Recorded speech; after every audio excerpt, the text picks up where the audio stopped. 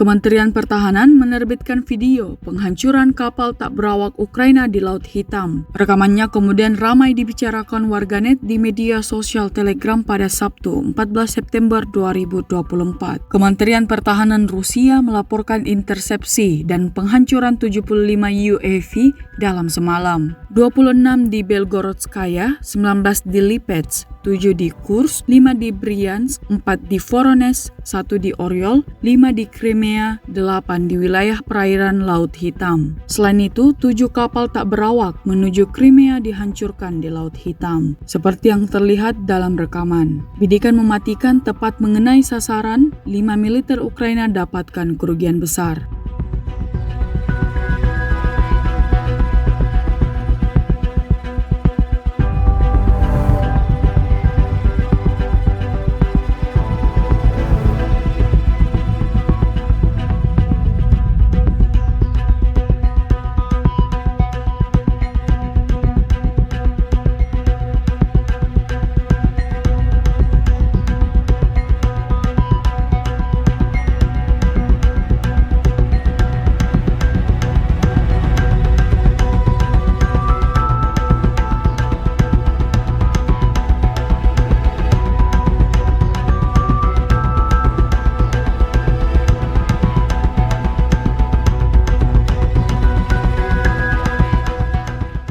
Download Tribun X sekarang, menghadirkan lokal menjadi Indonesia.